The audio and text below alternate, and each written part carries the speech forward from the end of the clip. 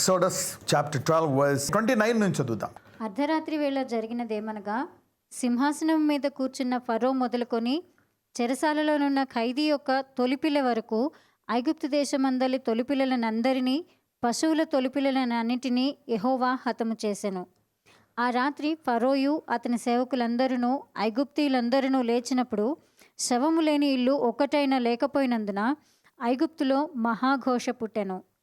ఆ రాత్రి వేళ ఫరో మోషే అహరోనులను పిలిపించి వారితో, మీరును ఇశ్రాయేలీయులను లేచి నా ప్రజల మధ్య నుండి బయలువెళ్ళుడి. మీరు చెప్పినట్లు పోయి యెహోవాను సేవించుడి. మీరు చెప్పినట్లు మీ మందలను మీ పశువులను తీసుకొని పోవుడి, నన్ను దీవించుడి అని చెప్పాను. ఐగుప్తీయులు మనమందరము చచ్చిన వారం అనుకొని తమ దేశంలో నుండి ప్రజలను పంపుటకు త్వరపడి వారిని బలవంతం చేసిరి. కాబట్టి ప్రజలు తమ పిండి ముద్దను తీసుకొని అది పులియక మునిపే పిండి పిసుకు తొట్లలో దానిని మూట కట్టుకొని తమ భుజముల మీద పెట్టుకొని పోయిరి. ఎట్ లాస్ట్ ద రిడమ్షన్, విడుదల. ఎన్ని సంవత్సరాల తర్వాత? 430 సంవత్సరాల తర్వాత విడుదల. దేవుడు అబ్రహాముకి చెప్పేటువంటి ప్రవచనము. అబ్రహాం అడుగుతాడు, ఈ స్థలం నాకు ఎలాగొస్తుంది? How will you give me this land? Okay, ఒక్కొక్కసారి మనం అడగడం మంచిదే. So it's good to ask God, నాకు ఎలాగవుతుంది, నాకేం జరుగుతుంది, ఏంటి? మన అవిశ్వాసాలని బయట పెట్టడంలో తప్పు లేదు. ఎన్నిసార్లైనా మన అవిశ్వాసాలని బయట పెట్టవచ్చు, మన బలహీనతల గురించి చెప్పుకోవచ్చు. So we can carry on. 430 సంవత్సరాల తర్వాత దే గాట్ రిడీమ్డ్. మరి దేవుడు చెప్పినట్టే అయిందనమాట. ఐగుప్తీయులంట వారిని గెంటి వేస్తున్నారంట. ఓకే, మీరు వెళ్ళిపోండి అని త్వరగా వెళ్ళిపోండి. మరి దేవుడు, వీళ్ళు ఇప్పుడు మామూలుగా వదిలిపెట్టరు, ఒక టైం వస్తుంది, they will thrash you out, వాళ్ళు మిమ్మల్ని గెంటేస్తారు అంటారు. అలాగే జరుగుతుంది. ఓకే, మేము విడిపింపబడమా అనేటువంటి పరిస్థితి నుండి వాళ్ళు గెంటి వేస్తున్నారు. The same God is working now. అదే దేవుడు నిన్న నేడు నిరంతరము ఏకరీతిగా ఉన్నాడు. మరి ఆలస్యం జరగడము అనడానికి కూడా లేదు. ఎందుకంటే ఆ ఆలస్యంలో, ఆ కష్టంలో, ఆ బాధలో కూడా మనం అర్థం చూసాం. అబ్రహాము, ఇస్సాకు, యాకోబు విషయాలు చదువుకున్నప్పుడు వారికి జరిగేటువంటి కష్టాలు, వారు తీసుకున్న తప్పు నిర్ణయాలు, వారి బలహీనతలు, తర్వాత దేవుడు దాన్ని వాడుకొని ఎలా బలముగా మార్చి ఆయన కనికరాన్ని, కృపను అలా చూపించాడో మనం చూసాం. So they are now being thrust away. అయితే ఇక్కడ ఐగుప్తీయుల పిల్లల్ని, మొదట వారిని అందరినీ మరి హతమార్చడం అనేది కొంచెం బాధాకరంగా ఉంది. God he's allowed this. అంటే వాళ్ళలో ప్రతి మొదటి బిడ్డ చనిపోవడానికి గల కారణం ఏంటి అని చూస్తే, ధర్మశాస్త్ర యుగంలో పంటికి పన్ను, కంటికి కన్ను అంటారు. ఇంట్లో పుట్టిన మగబిడ్డని చంపేయాలని మొదట ఆజ్ఞ ఇచ్చి మరి దాన్ని ఇంప్లిమెంట్ చేసేటట్టు చూసింది ఎవరు? ఆ రాజు. ఇలా జరుగుతుందని ఇన్ఫర్మేషన్ వింటే జరగని అనుకున్నారు. సో వీళ్ళ ముందు మొదలుపెట్టారు. వీళ్ళ క్రూరత్వాన్ని, హృదయంలో ఉండేటువంటి ఆ దుష్టత్వాన్ని వీళ్ళ ముందు బయలుపరిచి వీళ్ళు కొంతకాలం చూశారు కనుక దేవుడు, God is a God of vengeance. దేవుడు ఇప్పుడు వారి మీదకి, వారు చేసింది మళ్ళీ వారి మీదకి తీసుకొస్తున్నాడు. అక్కడ మిడ్ వైఫ్స్ ఉంటారు కదా, పిల్లలు కనేటప్పుడు సహాయం చేసేటువంటి నర్సెస్ తోటి, మీరు ఆ పిల్లలు మగబిడ్డ పుడితే చంపేయమని అన్నారు వాళ్ళు. తర్వాత వాళ్ళని నైల్ నదిలో వేసేయండి అన్నారు. సో ఒక రకంగా చూస్తే వారు చేసుకున్న దానికి వారికి జడ్జిమెంట్ తిరిగి వస్తుంది. The judgement is coming back. మరి ఇప్పుడు దేవుడు దీన్ని ఎలా హ్యాండిల్ చేస్తాడు? In the new covenant, how will God handle this? Suppose ఇప్పుడు న్యూ కవెనెంట్లో వీళ్ళు గనక ఆ డెసిషన్ తీసేసుకున్నారు, వాళ్ళ పిల్లల్ని చంపేద్దామని ఇలా చాలా హింస పెట్టిన తర్వాత ఇప్పుడు ఈ ఇన్సిడెంట్ వచ్చింది అనుకోండి, ఎలా హ్యాండిల్ చేసేవారు? మనం చూస్తే యేసయ్య వచ్చినప్పుడు ఆయన ఎవరిని చంపలేదు. He didn't kill anybody. ఆయన చంపేద్దామని వచ్చినా సరే ఆయన తప్పించుకొని వెళ్ళిపోయాడు. ఆయన శిష్యులు పైనుంచి అగ్ని తీసుకొచ్చి కాల్చివేస్తామంటే ఆయన ఏమన్నాడు? This is the spirit of the law. ధర్మశాస్త్ర సంబంధమైనటువంటి ఆత్మ ఇది. ఇప్పుడు నేను కృపా సంబంధమైనటువంటి ఆత్మని విడుదల చేస్తాను. This is the word of grace. ఒకవేళ మీకు సామర్థ్యం ఉన్నా కానీ మీరు దాన్ని వాడకూడదు అని శిష్యులకి, మరి ఆ తోడేళ్ల మధ్య సింహంలాగా మీ శక్తిని వాడకూడదు, ఎలా ఉండాలని చెప్పాడు? గొర్రెల వలె ఉండాలని చెప్పి చిన్న సలహాలు కూడా ఇచ్చాడు. పావురం వలె నిష్కల్మషముగా ఉండి, పాము వలె వివేకముగా ఉండండి. మరి ఇప్పుడు ఏం చేసేవాడు? మరి ఫరో హృదయం కఠినమైపోయింది ఆ నీటిలో మునిగి మరణించే ముందు. Now what is that? ఇప్పుడు దీన్ని ఎలా డీల్ చేయొచ్చు? How can we deal this now the new covenant? ఇప్పుడు దేవుడు ఏమంటాడో తెలుసా? మీకు నాకు ఒకటి బోధిస్తాడు. మీరు సర్వలోకానికి వెళ్ళి సర్వ సృష్టికి నా స్వార్థను ప్రకటించండి. నేను వారి హృదయాన్ని ఏం చేస్తాను?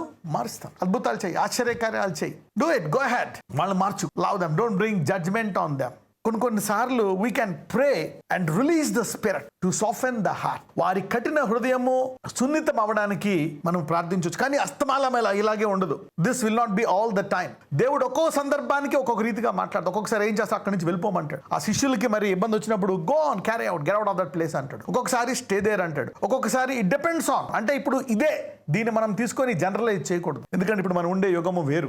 దావీదు ఒక మాట అంటాడు. దావీదు చేసిన పొరపాటుకి యూరియాని చంపేసిన తర్వాత దావీదు జీవితంలో ఎంతమంది పిల్లలు చనిపోతారు అంటే ఒక రకంగా చూస్తే తీర్పు 4 times జరిగింది దావీదుకి. అందుకే దావీదు ఒక మాట అంటాడు, దేవుని ఎదుట నిర్దోషి అని తీర్చబడిన వాడు ధన్యుడు. అంటే అప్పటికి ఇంకా శిలువ మరణము జరగలేదు, క్షమాపణ అనేది లేదు. యేసు ప్రభుని చంపేసిన తర్వాత ఆయన రక్తం ఏం విడుదల చేసిందో తెలుసా? క్షమాపణ. దేవుని కుమారుణ్ణి చంపేస్తున్నా క్షమాపణ. ఇంకా పాపిని వాళ్ళని వదిలేసేయండి, ఫర్గివ్నెస్.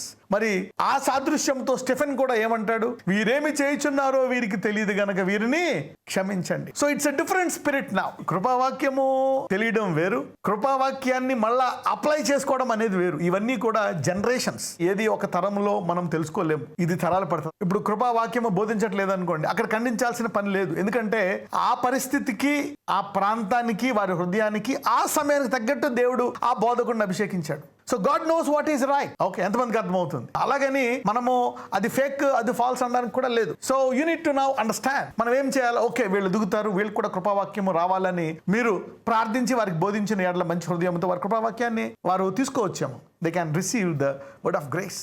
అయితే దేవుడు ఏమంటాడు? మీ హృదయం అనే పలక మీద నేను రాస్తాను. ఈ కృపావాక్యం అంట బండను పగలగొట్టు సుత్తి వంటిది కదా.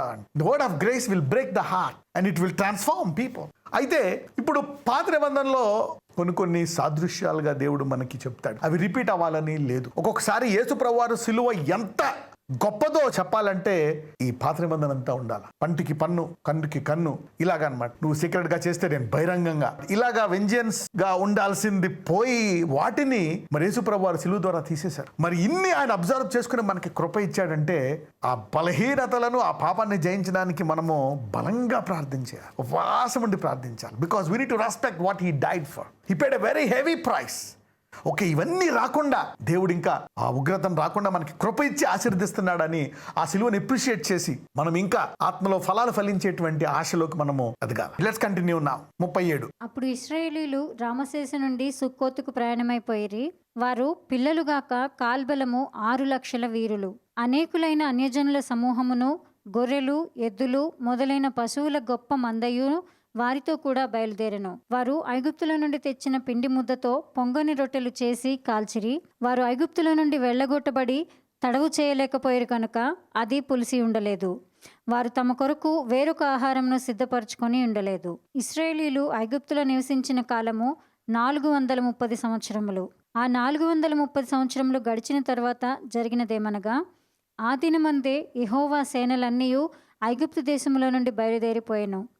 ఆయన ఐగుప్తు దేశముల నుండి వారిని బయటకు రప్పించినందుకు ఇది యెహోవాకు ఆచరింపదగిన రాత్రి.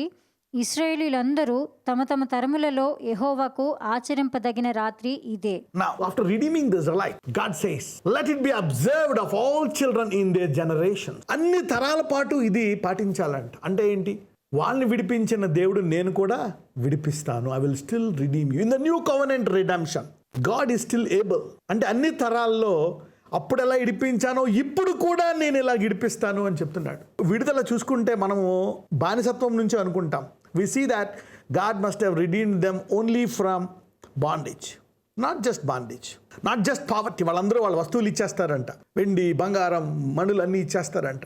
Not just prosperity, not just slavery, అంటే బానిసత్వం నుండే కాదు, వారికి కొలిచి ఇస్తారంట ఆహారం, దాని నుంచి తీసుకురావడమే కాదు, ఇంకా మనం చూస్తే ఐగుప్తు రోగముల నుండి కూడా వాళ్ళని విడిపించాడంట. He has redeemed them from every sickness. ఈ 430 సంవత్సరాలు మీరు చూస్తే they were not sick. The 430 years they neither had a single sickness on their body. They were not hungry, they were not slaves, they were trained people. So multiple redemption. చూసారా? ఇప్పుడు ఏ spirit మీకు దీని నుంచి రావాలి? I want you to take a spirit. ఇప్పుడు ఏం అడగాలంటే holy స్పిరిట్ని, holy spirit, what kind of spirit are you going to release from this?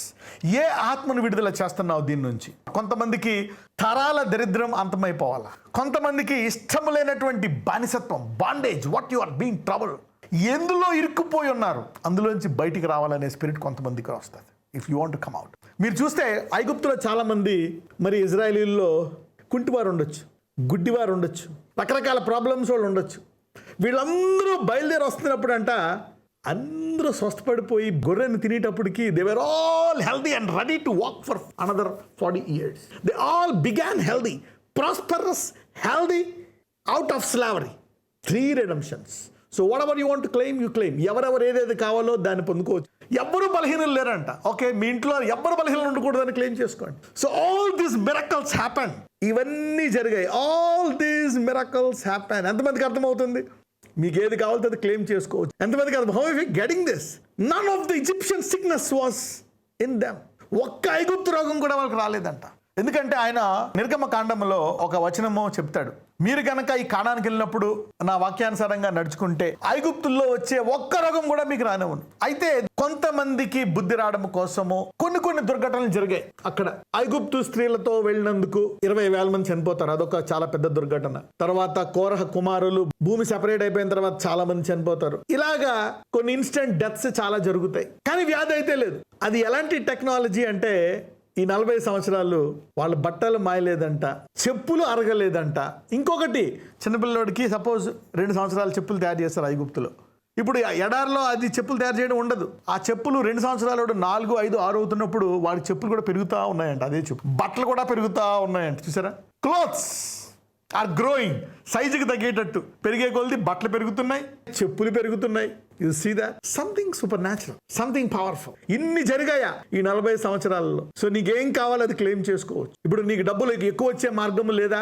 కంగారు పడాల్సిన పని లేదు. ప్రభువా, ఈ తక్కువలోనే నా కుటుంబం అంతా సమృద్ధిగా ఉండి చాలా మిగిలిపోయేటట్టు చేయను ఆయన అనాలి. God can do that. So the redemption అంటే ఇక్కడ నుంచి విడుదల అనేది చాలా జరిగాయి. మనం ఈ విడుదల చూస్తే వాళ్ళందరూ స్వస్థపడిపోయారంట. The redemption is very strong.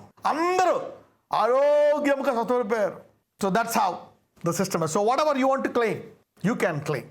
ఐగుప్తీయులు అన్ని అనారోగ్యాలను బలహీనతలు విడిచిపెట్టి ఎలా వచ్చారో అలాగా అనేకులు ఈ తరములో ఈ అధ్యాయం వెళ్తుండగా మీరు పొందుకుందురుగా. దేవుణ్ణి తెలుసుకున్న తర్వాత మీ టైం వస్తే ఈ భూమి మీద కంపెన్సేషన్ వస్తుంది. ఒకవేళ ఈ భూమి మీద రాకపోతే పరలోకంలో ఉన్న కంపెన్సేషన్ రావాల్సిందే. లాజరస్కి వచ్చిందా లేదా? నిన్ను వల్ల నీ పొరుగు వారిని ప్రేమించదనే దానికి మనం ఇంప్లిమెంట్ చేయడానికి సాధ్యపడాలా? ఒకవేళ ఆ అనారోగ్యంతో చనిపోయిన, ఆ గుడ్డివారిగా పుట్టిన, ఆ బాధలో ఇరుక్కుపోయిన, ఒక రకంగా మనిషి ఇక్కడ జాలి చూపించాలా? మనిషి హృదయాన్ని మరి పరీక్షించడానికి దేవుడు ఎన్ని పెట్టాడు మనకు? శత్రువుల్ని, మిత్రువుల్ని. శత్రువులు ఎందుకు పెట్టాడంటే ప్రేమించడానికి పెట్టాడు. అసాధ్యం, అందుకనే అసాధ్యమైంది సాధ్యం చేసుకోమంటున్నాడు. Try to do something, try to exercise the fruit. He has given all this things to exercise the fruit. ఏమి జరిగినా ఏమవుతుందంటే ఫైనల్గా హీ విల్ కంపెన్సేట్. ఒక రకంగా ఇక్కడ నీకు ఎవరైనా సహాయం చేసి నీవు విశ్వాసం ద్వారా ఆశీర్వాదం పొందుకున్నావా? కరెక్టే. ఒక రకంగా చూస్తే ఆశీర్వాదం పొందుకోవడంలో కూడా మంచిది ఉంది. ఒక వ్యక్తి ఆశీర్వదించబడితే, స్వస్థపడితే, అద్భుతం పొందుకుంటే అనేక మంది ఆ వ్యక్తి ద్వారా దేవుడిని తెలుసుకొని వాళ్ళు కూడా మేలు పొందుకుంటారు. ఒకవేళ ఆ వ్యక్తి కనుక ఆ వ్యాధులో, అప్పులో, బాధలో చనిపోయాడు అనుకోండి, లాజరస్ని చూసి ఎవరైనా మారతారా? ఎవరూ మారలే. లాజరస్ని చూసి ఎవరూ మారలే. ఒకవేళ ఆ ధనవంతుని చూసి ఎవరైనా మారి ఉంటారా? మారలే. అపోస్తుల్ని, శిష్యుల్ని చూసి అనేక మంది మారారు. వాళ్ళకి మహిమ శరీరము దేవుడు పరలోక రాజ్యంలో ఇస్తాడు యుగయుగములు. So everything will be compensated on this planet. ఈ భూమి మీద అన్యాయానికి, న్యాయానికి, ఆశీర్వదించబడినోడికి, ఆశీర్వదించిన వాళ్ళకి కంపెన్సేషన్ ఉంటుంది. అయితే ఈ భూమి మీద దేవుని చిత్తం ఏంటి? అందరూ ఆరోగ్యముగా ఆశీర్వదించి దీర్ఘకాలము బతికి వరాలు వాడుకొని, ఫలాలు వాడుకొని, చదువు బాగా చదువుకొని, అన్ని రంగాలు ఆశీర్వదించబడి పరలోకానికి వెళ్ళడం. This is what God wants. ఇది ఆయన చిత్తం. కొన్ని ఇలా జరిగినంత మాత్రాన దేవుడు అన్యాయస్తులు అనలేము. దాన్ని కంపెన్సేట్ చేస్తున్నాడు దేవుడు. మనము శాశ్వత దృక్పథంతో చూసినట్లయితే ఆయన సమస్తమును ఘనముగా ముగిస్తారంట దేవుడు. ఆయన ఆరంభించిన దేవుడు ఒకవేళ మనం గనక ఆయన పక్కన కూర్చొని పరలోకానికి వెళ్ళి ప్రభుని ఎలా ముగిస్తున్నావు అని చూస్తే, భలే ముగించావయ్యా, ఇదంతా ఇదేంటి, వీళ్ళకి అన్యాయము, నాకు ఇలా జరిగింది, వాళ్ళకి ఇలా జరిగింది అనుకున్నాను, కానీ ఇలా ముగిస్తావా అని we will see and appreciate God. So ఇక్కడ దేవుడు వీళ్ళు కంపెన్సేట్ చేసేసాడు. అలాగని కంపెన్సేషన్ అడగాలి, క్లెయిమ్ చేయాలి. So you can claim. ఎవరెవరైతే ఇప్పుడు దాకా ఎన్ని సంవత్సరాలు కోల్పోయారో దేవుడు అవన్నీ కలిపి మీకు ఇచ్చేయనుగా. May God give you all this thing. అదే దేవుడు ఇప్పుడు కూడా ఉన్నాడు. The same God. Okay, let's read. 4 చదువుదాం. కాబట్టి ప్రజలు తమ పిండి ముద్దను తీసుకొని అది పులియక మునిపే పిండి పిసుకు తొట్లలో దాన్ని మూటగట్టుకొని తమ భుజముల మీద పెట్టుకొని పోయిరి. అంటే ప్రతి ఒక్కరు భుజాల మీద పెట్టుకున్నారు. They have put on their shoulders, అంటే అందరి భుజాలు బలపడిపోయాయి. They became strong to carry. Somebody's bodies are becoming strong. చాలామంది శరీరాలు బలముగా మారుతున్నాయి ఈరోజు. God is making strong. So we need to claim this things. చదవమ్మా 36. యెహోవా ప్రజల ఎడల ఐగుప్తీయులకు కటాక్షం కలుగజేసిన గనుక వారు వారికి కావలసిన వాటిని ఇచ్చిరి, అట్లు వారు ఐగుప్తీయులను దోచుకొనిరి. అప్పుడు ఇశ్రాయేలీలు రామశేసు నుండి సుక్కోతుకు ప్రయాణమైపోయిరి. వారు పిల్లలుగాక కాల్బలము 6,00,000 వీరులు, అనేకులైన అన్యజనుల సమూహమును, గొర్రెలు. ఆగండి, ఇక్కడ చూడండి 37లో. అప్పుడు ఇజ్రాయేలీలు రామశేసు నుండి సక్కోతుకు ప్రయాణమైపోయారు. వారు పిల్లలు కాక, ఇంగ్లీష్లో చూస్తే they were 1,000 on foot that were men beside children. ఇక్కడ చూస్తే తెలుగులో ఇక్కడ ఇంకా బాగుంటుంది. కాల్బలము 6,00,000 వీరులు. అంటే ఈ అద్భుతము జరిగేదాకా వీళ్ళు ఎవరంట? బానిసలు. ఈ అద్భుతము జరిగిన తర్వాత వీళ్ళు ఏమైపోయారంట? వీరులు. On foot they were men beside children, strong people. Strength is coming out of this. Right, let's read. అనేకులైన అన్యజనుల సమూహమును, గొర్రెలు, ఎద్దులు మొదలైన పశువుల గొప్ప మందయును వారితో కూడా బయలుదేరి. అగైన్, అనేకులైన ఎవరంట? అన్యజనుల సమూహము. వీళ్ళెందుకు బయలుదేరిపోయారు? అనేకులంట. అంటే ఫరోకి ఇక్కడ కూడా కొంచెం కోపం వచ్చి ఉంటుంది. As taken the Gentiles, let us see. And a mixed multitude went up also with them, and flocks and herds and very much cattle. అనేకులైన అన్యజనుల సమూహము అంటే ఐగుప్తీయులు ఉన్నారా? రైట్. ఐగుప్తులోకి వచ్చినటువంటి వేరే దేశస్తులు ఉండొచ్చు, వాళ్ళు ఉండొచ్చు. అనేక మంది వెళ్తూ పాటు వచ్చేస్తున్నారంట. ఎందుకు? వీళ్ళకి ఆ కాలంలో ప్రపంచంలో శక్తివంతమైనటువంటి దేశము ఐగుప్తు దేశము. ఈ ఐగుప్తు దేశము యొక్క 10 శక్తులను ఓడించినటువంటి వారు ఇజ్రాయేలీలు. మరి ఇజ్రాయేలీల శక్తి, వారు 10 శక్తుల్ని ఓడించేటప్పటికి వాళ్ళు అనుకున్నారు, ఇంత గొప్ప శక్తి గల సృష్టిలో ఒక్కొక్క అద్భుతం చూసినటువంటి వీళ్ళ దేవుడు గొప్పడు, 10 ఏళ్ళతో వెళ్ళిపోదామని వాళ్ళు మూటముళ్ళు సర్దుకొని వాళ్ళతో బయలుదేరిపోతున్నారు. So they saw the powers. I don't know what you are claiming. జీవితకాల అనారోగ్యం పోగొట్టుకున్నారా? ఈ రోజు నుంచి నీ ఆరోగ్యం తిరిగి వచ్చేస్తుంది. ఈ రోజు నుంచి ఆ బానిసత్వం నుంచి విడిపబడి you will start enjoying your life. నీ ఫ్యామిలీ లైఫా, నీ బంధువుల, God will start a new season in your life. అదే దేవుడు ఇప్పుడు కూడా ఉన్నాడా లేదా? అన్యజనులు అంటే ఈ 10 శక్తులు కూడా మా 10 శక్తుల కంటే వాళ్ళు శక్తివంతులమైనటువంటి వారు, వాళ్ళ దేవుడు అని చెప్పి అనేక మంది వెళ్ళిపోయారంట. Okay, right, let us see. చూద్దాం. వారు ఐగుప్తులో నుండి తెచ్చిన పిండి ముద్దతో పొంగని రొట్టెలు చేసి కాల్చిరి. వారు ఐగుప్తులో నుండి వెళ్ళగొట్టబడి తడవు చేయలేకపోయిరి కనుక అది పులిసి ఉండలేదు. వారు తమ కొరకు వేరొక ఆహారమును సిద్ధపరచుకొని ఉండలేదు. ఇశ్రాయేలీలు ఐగుప్తులో నివసించిన కాలము 430 సంవత్సరములు. ఆ 430 సంవత్సరములు గడిచిన తరువాత జరిగినదేమనగా, ఆ దినమందే యెహోవా సేనలన్నీయు ఐగుప్తు దేశముల నుండి బయలుదేరిపోయాను. మీరు ఈరోజు ఎవరైతే ఈ వాక్యం వింటున్నారో మీ అందరికీ ఆ దినము అనేది గుర్తుండేటట్టు జరుగునుగాక. ఈ ఆ దినం అనేది ఒకసారే కాదు, మీకు కావలసినప్పుడల్లా ఈ దినము మీ జీవితంలో ప్రత్యక్షమవునుగాక. దేని నుంచి బయటికి రావాలనుకుంటున్నారు? మళ్ళా ఆ రోజులు వస్తాయా? ఆ దినం వస్తుందా? నేను మళ్ళా లేడిపిల్ల గెంతగలనా? నేను మళ్ళా ఈ ఆహారం తినగలనా? Can I have this? Can I do this? ఆ దినం అనేది ఎందుకో తెలుసా? యేసుప్రభు నమ్ముకున్న వాళ్ళకి ఈ దినం and faith is now. You will see repetitive things like this. కొంతమందికి ఆ దినం అనేవి అవసరమైనప్పుడల్లా ప్రత్యక్షమవునుగా. That redemption day in whatever area you want. నిరుద్యోగమా? It will start. You will get a job.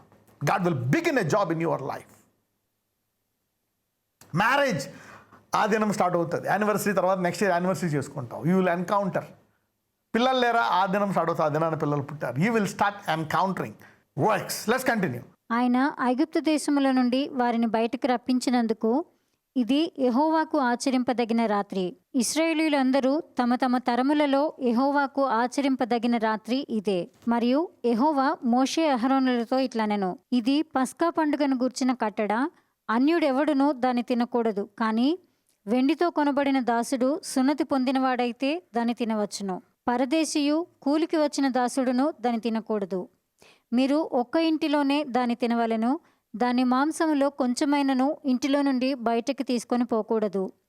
దానిలో ఒక ఎముకనైనను మీరు విరవకూడదు. అంటే ఈ లెక్కన ఈ క్యాంపులో ఈ పండుగ ఆచరించడం చాలా మంది ఉన్నారు. రైట్. మీరు ఒక్క ఇంటిలోనే దాన్ని తినవలెను. దాని మాంసములో కొంచెమైనను ఇంటిలో నుండి బయటకి తీసుకొని పోకూడదు. దానిలో ఒక ఎముకనైనను మీరు విరవకూడదు. ఓకే, 46 చూస్తే మీకు ఏమైనా గుర్తొస్తుందా? ఆయన ఎముకలలో ఒకటి కూడా విరగలేదంట సిలువ మీద, అవునా? సో అంటే యేసు ప్రభు వారు ఎలా చేస్తున్నారు అంటే బైబిల్ అంతా కూడా ఆయన కొరకే అన్నట్టుంది. పాత నిబంధన ఆయన కొరకు, కొత్త నిబంధన ఆయన కొరకు, ఎవ్రీథింగ్ ఈజ్ ఫర్ జీసస్. అంటే ఇక్కడ పండుగను ఎందుకు చేయమంటున్నాడంటే ఈ పండుగ మళ్ళీ ఆచారబద్ధం అవ్వకుండా ఈ సామర్థ్యం కలిగిన దేవుడను, నేను సజీవుడను, మిమ్మల్ని ఆశీర్వదించి మీలో ఎల్లప్పుడూ అద్భుత రీతిగా మిమ్మల్ని నడిపించడానికి నేను సిద్ధంగా ఉంటాను, అద్భుతాలు ఎప్పుడూ మీరు చూడాలా అనే రీతిలో దేవుడు వారిని పండుగలు చేయమంటున్నాడు. Right, let's go head. ఇశ్రాయేలీయుల సర్వ సమాజము ఈ పండుగను ఆచరింపవలెను. నీ యొద్ద నివసించు పరదేశి యెహోవా పస్కాను ఆచరింపగోరినెడల అతనికి కలిగిన ప్రతి మగవాడు సున్నతి పొందవలెను. తరువాత అతడు సమాజములో చేరి దానిని ఆచరించవచ్చును. అట్టివాడు మీ దేశములో పుట్టినవానితో సముడగును. సున్నతి పొందనివాడు దానిని తినకూడదు. దేశస్థునికిని మీలో నివసించు పరదేశికిని దీని గూర్చి ఒకటే విధి ఉండవలెను. అంటే ఈ లెక్కన నాకు తెలిసి వీళ్ళందరూ ఇంతమంది అన్యజనులు వీళ్ళతో వచ్చేసారంటే వాళ్ళందరూ కూడా సున్నతి పొందే ఉంటారు. ఇంత గొప్ప దేవుడు అని ఎప్పుడైతే చూస్తారో చూసారా, వారు నమ్మినటువంటి బలము కంటే గొప్ప బలం అని తెలుసుకున్నప్పుడు జనాలు వస్తారు. అన్ని నామముల కంటే పైనామము అని ఆయన నామాన్ని మనము బయలుపరచగలిగినప్పుడు జనాలు ఆ నామం మాకు కావాలా అంటారు. Right, let's continue. ఇశ్రాయేలీయులందరూ అలాగు చేసిరి. యెహోవా మోషే అహరోనులకు ఆజ్ఞాపించినట్లు చేసిరి. యెహోవా ఇశ్రాయేలీయులను వారి వారి సమూహముల చొప్పున ఆనాడే ఐగుప్తు దేశములో నుండి వెలుపలికి రప్పించెను. మరియు యెహోవా మోషేతో ఇలాగు సెలవిచ్చెను. ఇశ్రాయేలీయులలో మనుషుల యొక్కయు పశువుల యొక్కయు ప్రథమ సంతతి అనగా ప్రతి తొలిచూలు పిల్లను నాకు ప్రతిష్ఠించుము, అది నాది అని చెప్పెను. మోషే ప్రజలతో ఇట్లనెను, మీరు దాసగృహమైన ఐగుప్తు నుండి బయలుదేరి వచ్చిన దినమును జ్ఞాపకం చేసుకునుడి. యెహోవా తన బాహుబలము చేత దానిలో నుండి మిమ్మను బయటికి రప్పించెను. పులిసినదేదియు తినవద్దు. ఇంగ్లీష్లో చూస్తే and Moses said unto the people remember this day. ఇవన్నీ ఎందుకు చెప్తున్నాడు దేవుడు? జ్ఞాపకం చేస్తున్నాడు, జ్ఞాపకం చేసుకోవడానికి. ఇప్పుడు కొత్త నిబంధనలో దేవుడు మనలో ఎవరిని పెట్టాడు? పరిశుద్ధాత్మ. ఈ పరిశుద్ధాత్ముడి యొక్క ముఖ్యమైన పని ఇంకొకటి ఉంది, ఏంటో తెలుసా? జ్ఞాపకం చేయడం. He will remember those things. అద్భుతాలను జ్ఞాపకం చేస్తారండి. యేసయ్య ఎలా ఇడిపించాడు, ఎలా ఆహారం పెట్టాడు, ఎలాగ తుఫాన్ నాపాడు, ఎలా కష్టంలోంచి బయటికి తీసుకొచ్చాడు, ఇవన్నీ జ్ఞాపకం చేస్తూ ఆ కార్యాలు మన జీవితంలో ఎప్పుడూ సజీవంగా జరిగేటటువంటి రీతిగా ఉండాలని దేవుడు కోరుకుంటున్నాడు. ఆ కాలంలో ఎన్ని పెట్టాడు? మన ఆచారాలన్నీ పెట్టాడు. అది తినాలా, ఇది ఎలా చేయాలి, ఎందుకంటే I want to do these things again. ఆ బాహుబలాన్ని ఇప్పుడు కూడా నేను చూపించడానికి సిద్ధంగా ఉన్నాను. నేను ఇప్పటికి విడిపిస్తాను. వర్షం రాలేదా? ప్రార్థించండి, నేను వర్షం ఇస్తాను. ఈ ఇబ్బంది ఉందా? నన్ను అడగండి. ఇలా జరిగిందా? నన్ను అడగండి. Ask me, depend on me. ఇప్పుడు చూస్తే the Holy Spirit will remind us the things. అందుకే వరాల వల్ల మనకి వాక్యంలో విశ్వాసం పెరుగుతుంది. The last days of the church let us pray and ask God to push us into that zone. అందుకే అంటాడు అనమాట, ఇదిగో నీ మొదటి బిడ్డ నాకు ఇయ్యి అంటాడు. ఆ మొదటి బిడ్డ నాకు ఇచ్చావు కాబట్టి అతను విడిపించాలా. అంటే ఇంత ద్రవ్యము నువ్వు ఇవ్వాలా అతను విడిపించడానికి. అంటే ఏంటి? నేను బలము గల దేవుడను, ఇజ్రాయెల్లో పనిచేస్తున్నట్టు నీ ప్రతి కుటుంబంలో ప్రతి జీవితంలో పనిచేస్తాను. ఆయన బలము మన జీవితంలో పనిచేయడానికి ఆయన పెడతాడు. పరిశుద్ధాత్మ సహాయంతో మరి అసాధారణమైన మరి జరిగిందో అలాగే అందరి జీవితాల్లో ఏది అసాధ్యమో అది జరిగి తీరాలి. ఓకే, ప్రార్థించుకుందాం. Let us pray. నాజరేయుడైన యేసు నామమున అయ్యా, ఈ నిరుద్యోగానికి నేను అంతం పెట్టాలి నాయన. ఈ అద్దెంట్లోంచి నేను బయటికి రావాలా, ఈ అప్పుల్లోంచి బయటికి రావాలా, ఈ రోగాల్లోంచి బయటికి రావాలా, ఈ పాప ఊబిలో కూరుకుపోయాను నాయన, ఈ దురలవాట్లలో కూరుకుపోయాను, ఈ బానిసత్వంలో కూరుకుపోయాను, డ్రగ్స్కి బానిస అయిపోయాను, త్రాగుడికి బానిస అయిపోయాను, సిగరెట్కి బానిస అయిపోయాను, అయ్యా పాపానికి బానిస అయిపోయాను, బయటికి రాలేకపోతున్నాను. Give me power to come out, oh Lord, give me power to come out. అయ్యా నేను చేతికి సంపాదించలేకపోతున్నాను, ఎంత సంపాదించినా అంతా వెళ్ళిపోతూనే ఉంది. ఈరోజు నన్ను ఆశీర్వదించి ఇజ్రాయేలీలకు ఇచ్చినట్టు నా కష్టం ఎంత కష్టపడినా నాకు చాలా కొంచెమే వస్తుంది. God give it back lord. ఈరోజు నుంచి బహు సమృద్ధి వారికి దయచేయండి అయ్యా. పరిపూర్ణ స్వస్థత, మానసిక శాంతి దయచేయండి, విశ్రాంతిని దయచేయండి. Give them peace, make them fruitful, bless them. ఎవరికైతే వాగ్దానాలు ఇచ్చి నెరవేరాలనుకుంటారు లార్డ్, ఫుల్ఫిల్ దోస్ ప్రామిసెస్. ఈరోజు ఆ వాగ్దానం ఫ్రెష్గా జ్ఞాపకం చేయండి Lord. Remind that promises freshly and fulfil it in their life. నాజరేయుడైన యేసు నామమున ప్రార్థిస్తున్నాము తండ్రి, ఆమేన్.